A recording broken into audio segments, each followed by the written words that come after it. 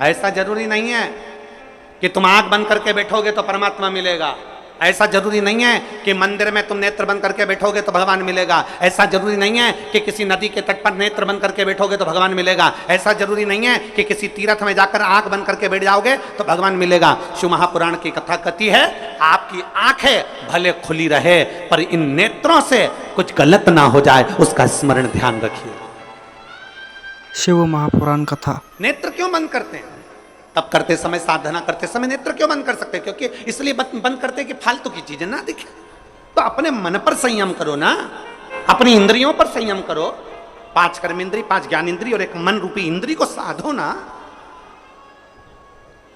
तो नेत्र से कभी गलत दिखेगा ही नहीं। शिव महापुराण कथा, दिल्ली। आप अपनी इंद्रियों को नहीं साधोगे तो गलत नजर आएगा। इंद्रियां अगर साध ली तो तुम्हारे नेत्रों से कभी गलत नहीं दिखेगा। तुम अंदाजा करो, कई साधु सन्यासी, एक कथा आती है, एक संत के आश्रम के पास में एक वेश्या ने अपना वेश्यालय खोल लिया।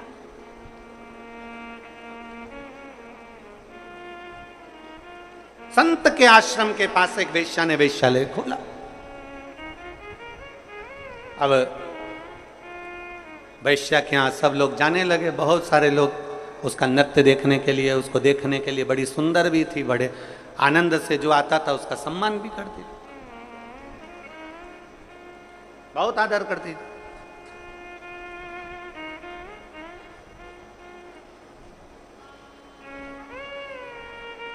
अब संत वेश्या क्या करती, रोज सवेरे उठती, सबसे पहले संत की जो आश्रम था, संत की जो कुटिया थी, वेश्या संत की कुटिया में जाती, सिर पे पल्लू रखती, और सतगुरु की कुटिया में जाने का अलाउ नहीं था क्योंकि वेश्या उनके कुटिया में जा नहीं सकती, तो उनके दरवाजे को प्रणाम कर कर वापिस आ जाती और अपने वेश्यालय में चली जाती। और संत जो अपनी कुटिया में बैठा रहता, उसने अपनी कुटिया में पत्थरों का ढेर रख लिया। वेश्या के यहां जो जाता, संत एक पत्थर उठा के अपने आश्रम में रख लेता। वेश्या के यहां जो जाता, संत एक पत्थर उठा के अपने आश्रम में रख लेता। संत का पूरा आश्रम पत्थरों से भरा गया,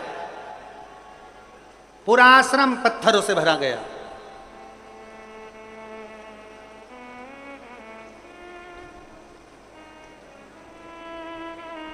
आखिरी में, अंत में संत के भी प्राण छूटे और वेश्या के भी प्राण छूटे, दोनों ऊपर गए। चित्रगुप्त महाराज ने इनकी लेखनी देखी, इनकी डायरी देखी, इनकी फाइल देखी, फाइल देखकर कह दिया, वेश्या जाओ, तुम वैकुंठ के रास्ते पर जाओ। और संत को देखकर कह दिया कि तुम नरक का द्वार पकड़ो। संत कहने लगे, मैं साधु, मैं सन्यासी, मैं तपस्वी, मैं साधक, मैं उपासक, मैं इतना बड़ा संत, और तुम मुझे नरक भेज रहा? मैं इतना बड़ा साधना करने वाला, मैं मस्तक पर कहीं चंदन लगा लेता, कहीं जटा जूड़ बांध लेता, कहीं दाढ़ी बढ़ा लेता, कहीं ये कर लेता, कहीं वो कर लेता, मैंने इतना सारा वस्त्र बदल कर रखा, तो तुम मुझे नरक भेज रहे हो? मैंने गले में माला पहन कर रखी तो तुम मुझे नरक भेज रहे हो? मैंने इतनी साधना करी तो तुम मुझे नरक में भेज रहे हो? चित्रगुप्त महाराज ने कहा, यह वेश्या तुम्हें संत समझ के तुम्हें प्रणाम कर कर आती थी, तब अपना वेश्यालय में कार्य करती थी, और संत तुझे भगवान ने ये दृष्टि दी थी एकाग्र करने के लिए, शिव में लगाने के लिए, पर तू वेश्या के घर में जितने पुरुष जाते थे तू उतना पत्थर इकट्ठा कर लेता था कि गजब की वेश्या है, 3 लोग आ गए, 4 लोग आ गए, 5 लोग आ गए, 6 लोग आ गए, तो दिन भर बैठकर केवल पुरुष गिनता था वेश्या के घर के। अरे तुझे गिनना ही था तो अपने हाथ की माला गिनता, पर किसी की बुराई ना गिनता। तूने बुराई गिनी इसलिए तुझे नरक मिल गया, तूने बुराई गिनी है। हमें ये शरीर काहे के लिए मिला? अच्छाई देखने के लिए। हमारे यहाँ लोग कहते हैं, महाराज जी हमारे एक महाराज जी हैं, वो कहते थे कि आंख बंद करके तप करो, आंख बंद करके भजन करो, आंख बंद करके साधना करो। शिव महापुराण की कथा कहती है, त्रिपुरासुर असुर को मारने के लिए शंकर भगवान ने नेत्र बंद नहीं करा, नेत्र खोला है। खुली आंखों से मेरे शंकर भगवान ने तप साधना करी है, और भगवान ने ये प्रेरणा शंकर भगवान ने अपने शिव भक्तों को दी है। कि तुम्हें आंख बंद करने की जरूरत नहीं है, केवल अपनी इंद्रियों को साध लेना और अपने नेत्रों से गलत चीज ना देखते हुए अच्छा देखना, मैं मिल जाऊंगा तुमको, मैं तुम्हें प्राप्त हो जाऊंगा। नेत्र बंद करने की जरूरत किसको है? नेत्र बंद करके साधना करने की जरूरत उसको है जिसकी इंद्रियां काम नहीं कर रही, जिसकी इंद्रियां शिथिल हो गई। कभी मन यहां भटकता है, कभी वहां भटकता है, कभी इसकी बुराई देखते हो, कभी उसकी बुराई देखते हो, कभी इसमें बुराई देखते हो, कभी उसमें बुराई देखते हो। दिन भर 24 घंटे बैठकर तुम एक दूसरे की बुराई देखने में लगे रहते हो, हाथ में माला पकड़ते हो, मुख में राम नाम लेते हो, पर नेत्रों से गलत देखते रहते हो, 24 घंटे बुराई देखते हो, तो तुम्हारी तप साधना का तुम्हें फल नहीं मिलेगा। भगवान शिव की कथा कहती है, नेत्र खुले भले रखो पर अपनी इंद्रियों को साध कर रखो, नेत्र खुले भले रखो पर अपनी इंद्रियों को पकड़ कर रखो, नेत्र खुले भले रखो पर इन नेत्रों से गलत चीज ना देखी जाए, जिसमें देखना अच्छाई देखना। भाई कोई अगर आधा गिलास पानी लेकर आया है ना, तो वो आधा गिलास पानी अगर लाया है तो खाली गिलास मत देखो, उसका दिल देखो, कम से कम तेरे लिए आधा भरकर तो लाया है, उसका भरा हुआ गिलास देखिए, आपको सुख का अनुभव होगा। एक चरित्र आता है, एक व्यक्ति निकल रहा था, कोयल की आवाज सुनी, सुनकर कहा कोयल कितना मीठा बोलती है, पर काली ना होती तो कितना अच्छा होता। आगे गया, गुलाब का फूल देखा, गुलाब का फूल कितना सुंदर है, कांटे नहीं होते तो कितना अच्छा होता। और आगे गया, समुद्र देखा, समुद्र कितना विशाल है, जल कितना अच्छा है, पर खारा नहीं होता तो कितना अच्छा होता। कोयल, गुलाब का फूल और समुद्र तीनों ने मिलकर कहा, रे मनुष्य, तुझ में दूसरे की बुराई देखने की आदत नहीं होती तो तू कितना अच्छा होता, तूने जिंदगी भर केवल बुराई देखी। कोयल में बुराई देखी, मीठा बोल रही है वो नहीं देखा, कोयल काली दिख गई। गुलाब का फूल सुंदर है वो नहीं दिखा, कांटे दिख गए।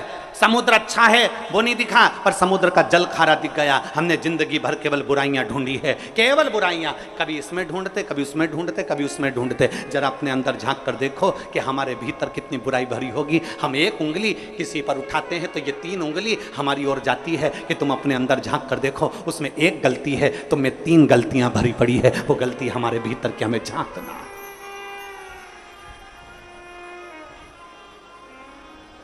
वो गलती हमारे भीतर की झांक।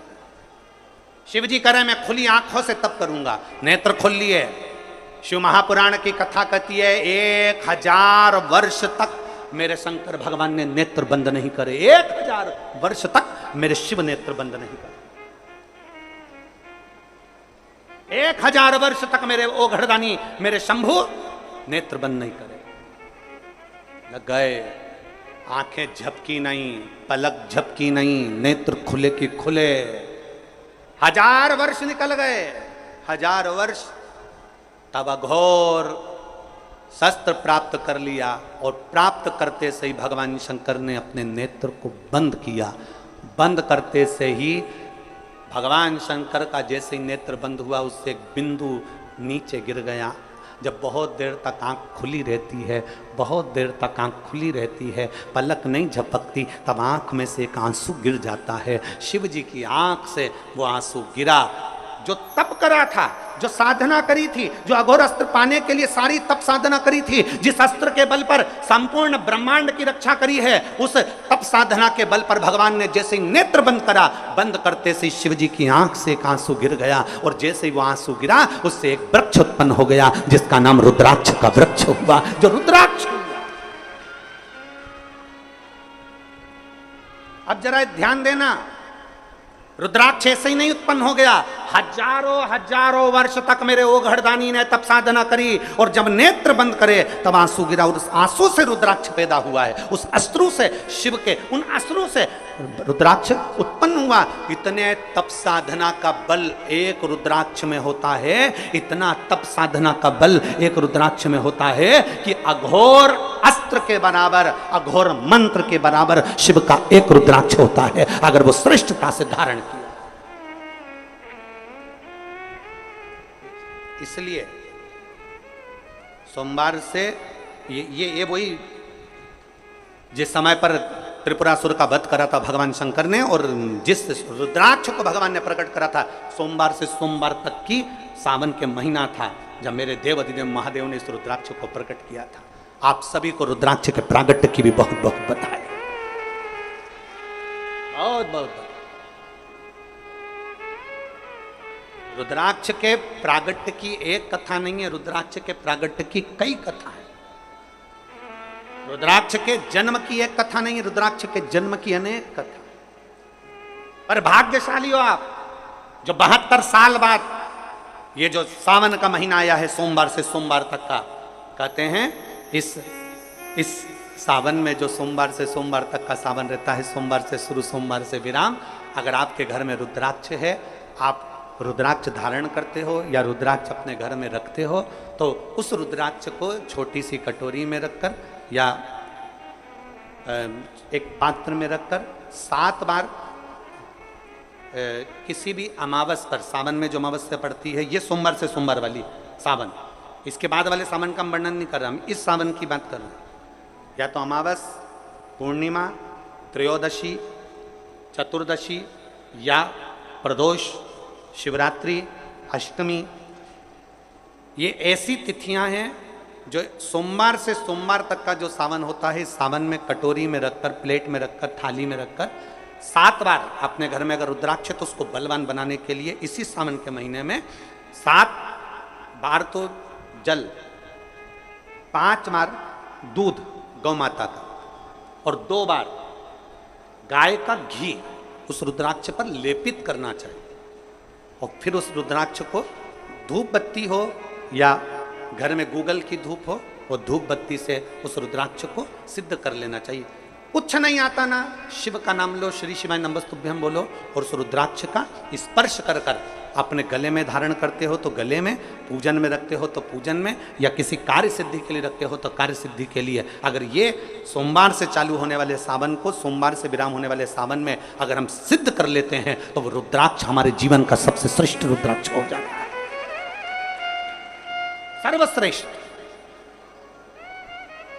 अभी हमारे सीहोर में कुबेरेश्वर धाम पर ये जो सावन का महीना आया है, इस सावन में हमारे यहाँ कुबेरेश्वर धाम पे वैसे तो जो महाशिवरात्रि आती है, जिस समय रुद्राक्ष उत्सव होता है, उस समय पर रुद्राक्ष को सिद्ध कर लिया जाता है। पर जो सावन ये आया है, इस सावन में हमारे यहाँ प्रतिदिन बाबा के रुद्राक्ष को सिद्ध करते हैं। प्रतिदिन नियम है रुद्राक्ष पर जल चढ़ाना, दूध चढ़ाना, घृत लगाना और बाबा के रुद्राक्ष, क्योंकि इतने भक्त आते हैं उनके लिए वो रुद्राक्ष सिद्ध होना चाहिए।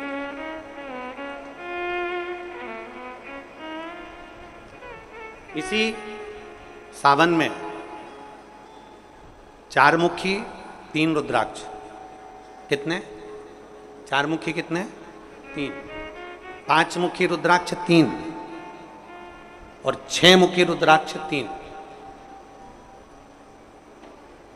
इनके बीच में 1.25 गांठ लगाई जाती है।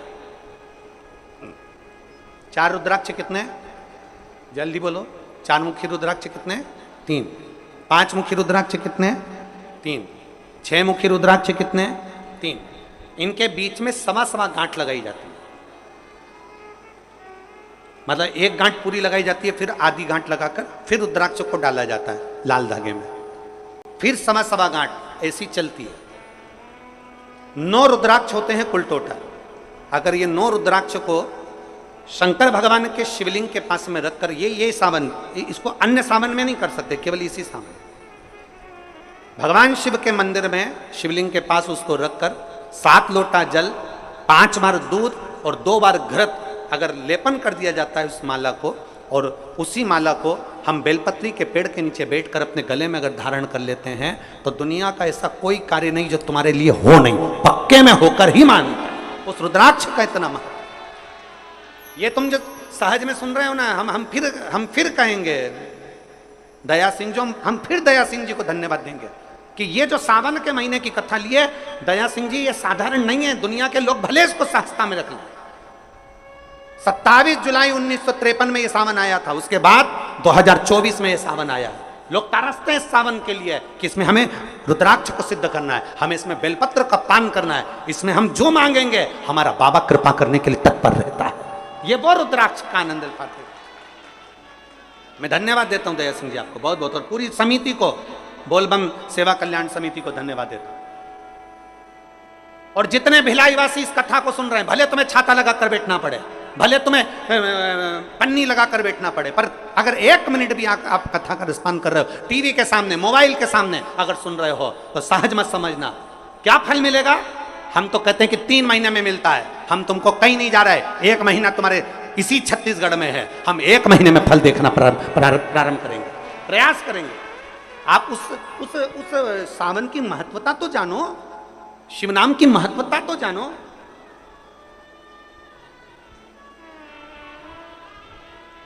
इतने बैठे हो भगवान से अपने दिल की बात हृदय से भाव से शिव को कहा, हृदय से एक भीतर से हम भगवान को कैसे रिझाएं। दुनिया के लोग आपसे कहें नेत्र बंद करके बैठ जाओ, दुनिया के लोग आपसे कहें शंकर जी के मंदिर में जाओ तो आंख बंद करके बैठ जाओ, दुनिया के लोग आपसे कहें तीर्थ में जाओ तो नेत्र बंद करके बैठ जाओ, दुनिया के लोग कहें कि तप साधना में बैठ जाओ, आप कह देना मैं तुम्हारे हाथ जोड़ूं, मैं तो सरल भाषा जानती हूं, मेरे को कुछ भी नहीं आता, मुझे तो केवल इतना आता है सारी समस्या का हल एक लोटा जल। हमें कुछ भी नहीं आता, ना मैं तप आता, ना मैं साधना आती, ना मैं व्रत आता, ना मैं पूजन आती, ना मैं पाठ आता। कोई तुमसे कह दे ऐसे गेहूं चढ़ाओ, कोई तुमसे कहे कि ऐसे ये चावल चढ़ाओ, कोई तुमसे कहे कि ऐसे चढ़ाओ, हमें कुछ नहीं आता। हमें तो केवल इतना आता है कि शंकर को रिझाया कैसे जाए।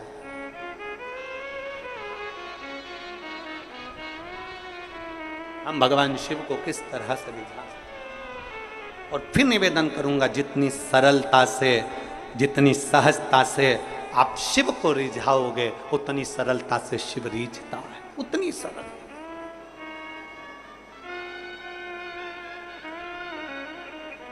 आप जितने भाव से भगवान शंकर को रिझाने का प्रयास करोगे वो उतने भाव से रिझेगा, उतने भाव। जरा विचार करिए, इसी सोमवार से सोमवार वाले सावन के महीने में शिवरात्रि की पूजन आप ऑनलाइन करेंगे, आप और हम सब आस्था चैनल के माध्यम से, फेसबुक यूट्यूब के माध्यम से ठीक शाम को 7 बजे 2 अगस्त को बैठेंगे और ऑनलाइन सब अपने अपने घर से पूजन करेंगे, भगवान शिव की आराधना करेंगे। आप और हम सब मिलकर भगवान शंकर से एक साथ प्रार्थना करेंगे, एक साथ। और जब हम बाबा को रिझाएंगे, और यही सोमवार से सोमवार तक के सावन के महीने में 2 अगस्त को तो हम शिवरात्रि मनाएंगे, और 17 अगस्त को सीहोर की कांवड़ भी बाबा की कृपा से सुबह 9 बजे भरेंगे। प्रदोष के दिन एक विश्वास के साथ शिव को रिझाओ, एक भरोसे के साथ भगवान शंकर को। और मैंने तेरे ही भरोसे बाबा, तेरे ही भरोसे हवा बीच उड़ती जाओगी, बाबा डोर हर तो छड़ीना में कटी जाओगी, भोले मैं तेरी पतंग, शंभो मैं तेरी पतंग। त्रिपुरासुर को मारने के लिए घोर अस्त्र प्राप्त किया।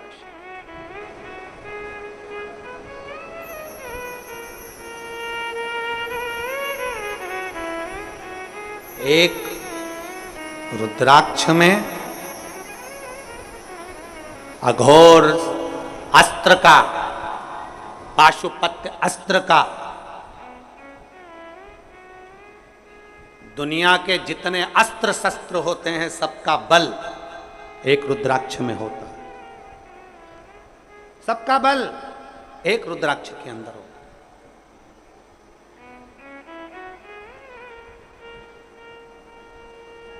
कई जगह पर रुद्राक्ष पर रिसर्च किया जा रहा है। वो 2 कंपनी का नाम तो हमको स्मरण में था, मुंबई की, और 1-2 कंपनी काशी की हमारे स्मरण में, पर नाम याद नहीं आ रहा। कई जगह पर रुद्राक्ष पर रिसर्च चल रहा है कि आखिर रुद्राक्ष में ऐसा क्या होता है कि तांबे के कलश में गलाया और उसका पानी शिव जी को चढ़ाकर आचमन किया तो फल मिल जाता है, रोग मुक्ति हो जाती है, श्रेष्ठता हो जाती है।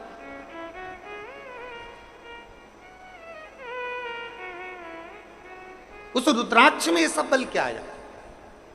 हम कहते हैं ये साधारण नहीं है। मेरे शंकर भगवान ने जितनी तप साधना करी थी, तप साधना कर कर अघोर अस्त्र को प्राप्त करा था, उसी तप साधना के फल स्वरूप, उसी तप साधना के फल स्वरूप ये रुद्राक्ष उत्पन्न हुआ।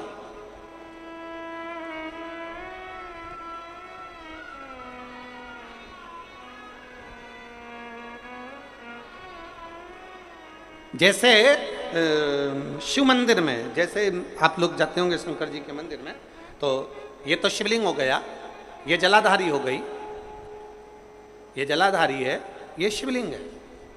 और जलाधारी और शिवलिंग के यहाँ शिवलिंग से लेकर जहाँ से पानी नीचे गिर रहा है, आप पानी यहाँ चढ़ाते हो तो ये घूम के यहाँ से नीचे आ जाता है। आपने जल यहाँ चढ़ाया शिवलिंग पे तो जल घूमकर यहाँ से नीचे आ जाता है। इस जगह से नीचे की ओर आ जाता है, इस स्थान से। प्रयास करिए, ये जो सावन आया है 72 वर्ष के बाद, प्रयास करिए कि कितना बड़ा भी रोग है, कितनी बड़ी भी बीमारी है, आप डॉक्टर से इलाज करवाओ, पर ये जो स्थान है अशोक सुंदरी का, इस स्थान पर एक बार अपनी हथेली रखकर देखिए और भगवान शिव से पंचाक्षर मंत्र नमः शिवाय, षडाक्षर मंत्र ओम नमः शिवाय या श्री शिवाय नमस्तुभ्यम स्मरण कर कर देखिए, और एक बेलपत्र बाबा की लेकर जहां से पानी नीचे गिरता है उस स्थान पर लगाकर उसी बेलपत्र को खाइए, और फिर जाकर डॉक्टर को एक बार फिर जांच करवाइए कि उस रोग में आराम कितना लगा है, उस रोग में अंतर कितना आया।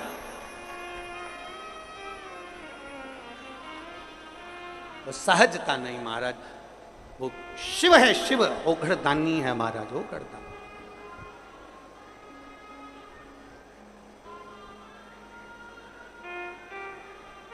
इसीलिए सारे देव गण गंधर्व किन्नर सब शिव का ध्यान करते हैं, सब शंकर की स्तुति करते हैं। देव हो, गंधर्व हो, अप्सराएं हो, किन्नर हो, मानव हो, सब शिव की स्तुति करते हैं। वो कहते हैं ना, देव मुनि भगवान शिव की स्तुति, भगवान शंकर की स्तुति सब। ब्रह्म मुरारी सुरार्चित निर्मल भाषित देव मुनि प्रवर्धाषित लिंगम कामदहन करुणाकर लिंगम देव मुनि प्रवर्धाषित लिंगम कामदहन करुणाकर लिंगम। भगवान शिव की स्तुति सारे देव गंधर्व अप्सराएं किन्नर सब कर रहे हैं, क्योंकि शिव अपने पास कुछ नहीं रखते, शंकर सब दे देते। भगवान नारायण ने कहा बैकुंठ, भगवान ने दिया। भगवान नारायण बोले लक्ष्मी, शंकर जी ने दे दी। ब्रह्मा जी बोले ब्रह्मलोक, शिव जी ने दे दिया। इंद्र बोले इंद्रलोक, शिव जी ने दे दिया। तब भगवान शंकर से स्वयं ब्रह्मा जी ने पूछा तुम कहां रहोगे? शंकर भगवान कहते हैं जो देने में सुख है वो लेने में नहीं है, मैं मृत्यु लोक में कैलाश पर जाकर निवास करूंगा। सब दे दिया। और जो व्यक्ति सबके लिए करता है ना, जो व्यक्ति सबके लिए जीता है ना, जो व्यक्ति सबके लिए करता है, सबके लिए जीता है ना, सबसे ज्यादा तकलीफ, सबसे ज्यादा दुख और सबसे ज्यादा ताने उसी को सुनना पड़ता है।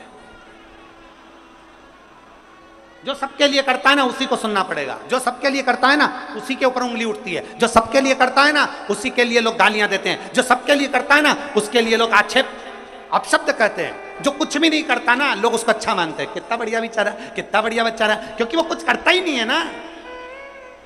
जो करेगा ना सुनना तो उसी को पड़ेगा, जो आगे बढ़ेगा ना सुनना उसी को पड़ेगा। रेल का इंजन और रेल के डब्बे दोनों को जाकर देखना, सबसे ज्यादा काले आपको डब्बे नहीं मिलेंगे, सबसे ज्यादा काले आपको इंजन मिलेगा। क्यों? क्योंकि वो इंजन आगे चलता है ना, तपता है, खूब तपता है, मुख काला भी होता है उसका। जो आगे बढ़ता है ना उसी को बहुत कुछ सुनना पड़ता है। जो आगे बढ़ता है ना उसको बहुत कुछ सहना पड़ता है। जो कुछ करता ही नहीं है वो आराम से रहे।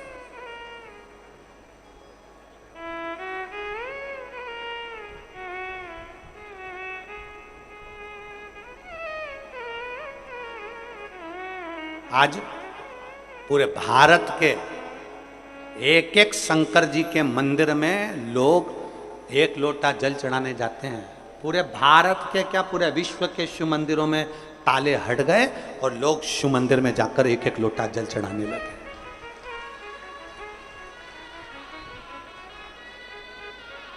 दुनिया के लोगों को ये खलता है। पहले के लोग क्या करते थे, जितने जितने लोग थे वो इतना इतना अपना खुद का इतना प्रचार करते थे कि दुनिया के लोगों को अपने पास बुलाते थे। मेरे पास आओ, हमारी पूजन करो, हमें पूछो, हमें जानो, हमें भोग लगाओ, हमारे चरण पूजो, हमारा नाम लो, हमारा फोटो लगाओ। अब दुनिया के लोगों को समझ में आ गया ये फालतू का ढोंग प्रपंच में नहीं पड़ना। अब तो केवल एक ही काम करना है, बोल बम का नारा है, सारी समस्या का हल। अब सारी दुनिया के लोग शंकर के मंदिर जाए, शिव की स्तुति कर।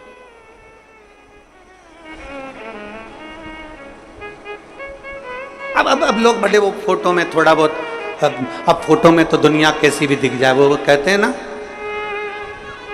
वो कहते हैं ना, क्रीम लगा लगा गोरा भयाना कोई,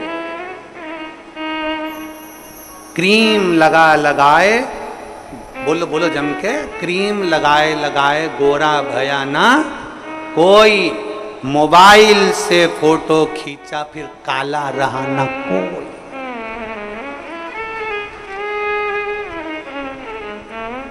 आजकल के मोबाइल में ऐसे ऐसे फंक्शन आ गए, तुम कितने भी कैसे भी हो, बस फोटो खींच के उसको थोड़ा थोड़ा ऐसा कजन क्या कर दो, फिर वो कहते हैं ना, क्रीम लगाए लगाए गोरा भयाना। अरे बोलो बोलो साथ में बोलो, क्रीम लगाए लगाए गोरा भयाना कोई, मोबाइल से फोटो खींचा फिर काला भयाना। एक फोटो मोबाइल से खींच लिया फिर कोई काला ही नजर नहीं आया। ऐसे ऐसे लोग फोटो डालते हैं जिनका फोटो देख लो और मालूम पड़े फेसबुक पे ना जाने वो चैटिंग करने के चक्कर में ना जाने कितनों को घेरने का प्रयास करते हैं, घेरने का। अगर असली में इनको देख लो तो वो याद आ जाती है। फिर वो हमारे यहाँ 16 श्राद्ध में गोबर से ऐसे बनाते हैं और उसको कहते हैं संजा होली। फिर उसको फिर हम लोग गाते हैं, छोटी सी गाड़ी लुढ़कती जाए, बाँ में बैठी संजा माए संजा माए। फिर हम लोग वो गाते हैं तो उसमें बहुत सारे प्रसंग आते हैं, फिर वो प्रसंग सम्मुख में आए।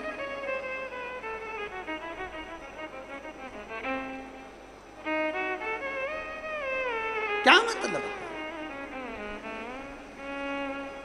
जो आगे बढ़ेगा उसी को सुनना पड़ेगा, जो आगे बढ़ेगा उसी को सहना पड़ेगा, जो आगे बढ़ेगा उसी को गाली पड़ेगी, जो आगे बढ़ेगा उसी का पांव खींचा जाएगा। अभी तक संसार में लोग अपनी पूजन कराते थे, आज पूरे विश्व के लोगों को मालूम पड़ गया कि हमें चरण किसके पकड़ना है।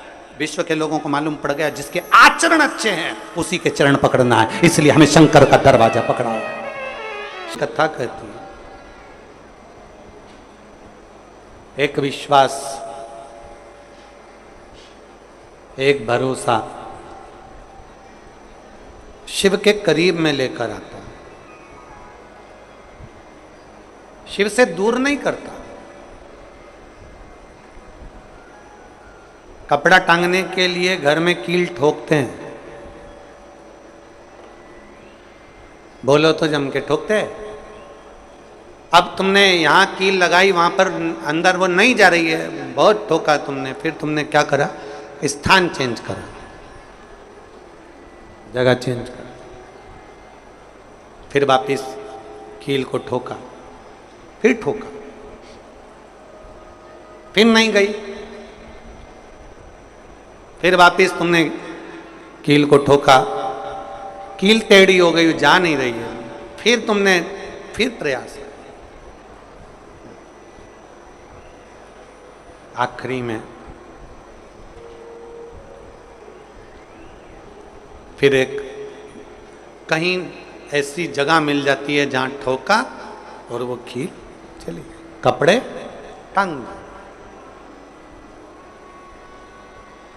बार बार प्रयास करा, हिम्मत नहीं आ रही। आपने कहा कि कपड़े तो टांगना है, कील तो ठोकना पड़े। जैसे कील को बार बार ठोका गया, कपड़ा टांगने के लिए एक जगह नहीं लगी, दूसरी जगह नहीं लगी, तीसरी जगह नहीं लगी, चौथी जगह पर प्रयास करते रहे। उसी तरह भगवान शंकर की लोग कहते हैं कथा एक बार सुन ली, 2 बार सुन ली, 3 बार सुन ली, हम कहते हैं बार बार इस मन रूपी कील को परमात्मा के चरणों में ले जाकर ठोकते रहो। इस मन को भगवान के चरणों में ले जाकर छोड़ते रहो। कथा में इस मन को बार बार ले जाकर ठोकते रहो, एक ना एक दिन ये परमात्मा तक पहुंच ही जाएगी, ये निश्चित। थोड़ा प्रयास आपको करना पड़ेगा, थोड़ी मेहनत आपको करना पड़ेगी। प्रेशर बढ़ाओ, थोड़ा मेहनत, थोड़ा प्रयास आपको करना। और मैंने तेरे ही भरोसे बाबा, तेरे ही भरोसे हवा बिच उड़ती जावांगी बाबा, डोर हक तो छड़ी नाम कटी जावांगी भोले। मैं तेरी पतंग। अब मन को लगाते रहो, शिव महापुराण की कथा में चित्त लगाते रहो। टीवी खोलो तो शंकर की कथा ढूंढो, टीवी खोलो तो ये देखो कि आस्था चैनल पर कहां कुबेरेश्वर महादेव आ रहा है, कहां कुबेर भंडारी आ रहा है।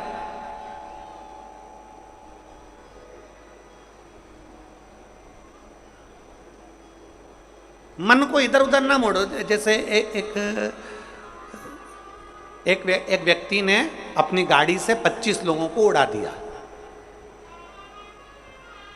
अब एक व्यक्ति ने 25 लोगों को उड़ा दिया तो उसको ले जाके पुलिस वालों ने जज के सामने खड़ा करा। जज ने पूछा, तुम्हारे ऊपर इल्जाम लगा है तुमने 25 लोगों को उड़ाया। जी हुजूर, सफाई में कुछ कहना चाहते हो, सफाई देना चाहते हो?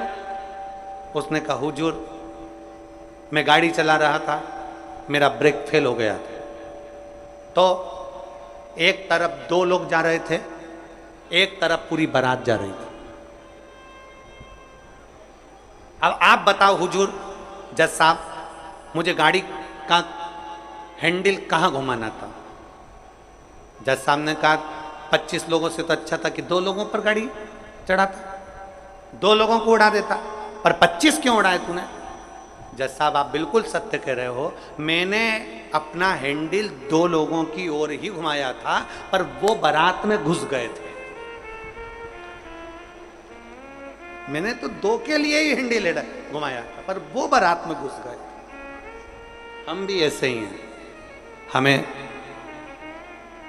शिव जी को 1 लोटा जल चढ़ाना है, हमें शंकर जी का भजन करना है, हमें भगवान को भजना है, हमें कथा सुनना है। हम जाते बड़े मन से कि हमें कथा सुनना है, कथा सुनना है, कथा सुनना है, कथा सुनना है, और मालूम पड़े कथा में जाकर बैठे, कोई इधर बात कर रहा था, कोई उधर बात कर रहा था, कोई पीछे आवाज लगा रहा था, कोई कुछ नहीं, तो तुरंत जितने बैठे रहेंगे ना, तुम सबका ध्यान एकदम उसी जगह पर मन जाएगा कि कौन ने क्या बोला, कौन ने क्या करा। अरे भाई, तुम आए कहां पर हो? भगवान शिव की कथा को सुनने के लिए। तुम आए कहां पर हो? शंकर को अपने दिल में बिठाने के लिए। तुम आए कहां पर हो? शिव तत्व को जानने के लिए। और अपने चित्त को हम भटका रहे हैं, अपने चित्त को इधर उधर लेकर जा रहे हैं, वो श्रेष्ठता नहीं।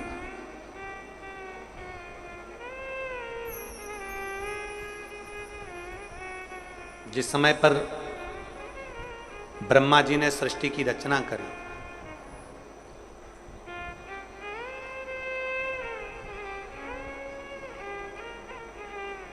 सर्वप्रथम ब्रह्मदेव सृष्टि की रचना करना प्रारंभ करते हैं और देखते हैं कि यह संपूर्ण ब्रह्मांड को मुझे अच्छा बनाना है, प्रबल बनाना है, श्रेष्ठ बनाना है, इसकी रचना करना है, इसका विस्तार करना है। उन्होंने सनकादि ऋषियों को प्रकट कर, सनत कुमारों को जब प्रकट किया, सनत कुमारों को प्रकट करते से ही सनत कुमार तो भगवान शंकर की, भगवान नारायण की भक्ति में ऐसे डूब गए कि उन्होंने सृष्टि का क्रम आगे बढ़ाया ही नहीं। उन्होंने सृष्टि को आगे बढ़ाया ही नहीं।